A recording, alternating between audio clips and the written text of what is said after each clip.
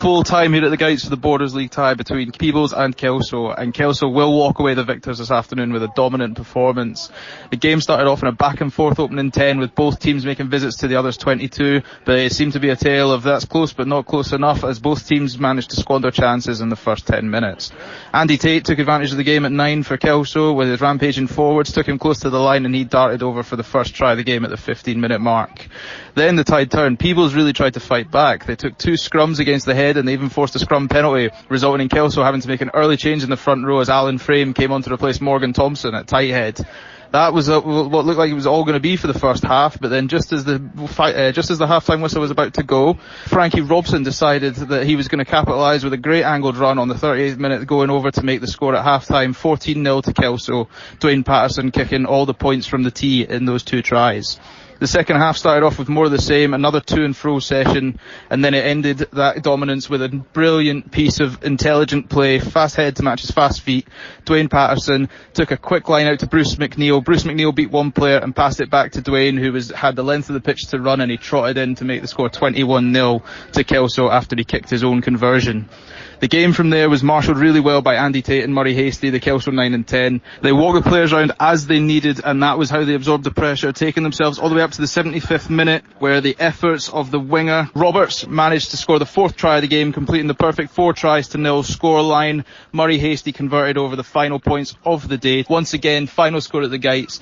Peebles 0, Kelso 28. Sam Mathews here with Dwain Patterson of Kelso after a successful 28-0 victory against Peebles here at the Gytes.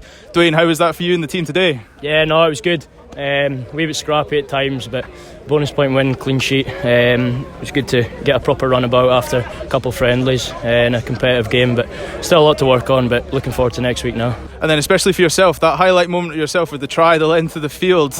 Did you see that coming on? Was that Bruce's wise wisdom in the front row? Or that was the old age of Bruce who called that, the quick line out, and then he just gave the 2-on-1 ad, easy job.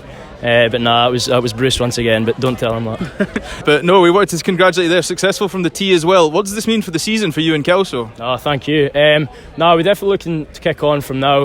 Obviously last season was better than previous years, but still disappointing in the end. I think we dropped from 5th to 7th in the last day of the season, so we're really looking to kick on into the top places of the league and finish as high as possible. I'm joined by Roddy Guiney, second row for Peebles after a tough loss against Kelso. Roddy, can you take away any positives from that game today? Definitely a lot of positives to take from that. We were good with the ball in hand, just didn't really have enough of it. A couple of little handling errors kind of let us down out wide, which means we didn't really get the points on the board. But apart from that, we were good up front against a big Kelso side. So it'll be good going into Carter next week with that behind our belt.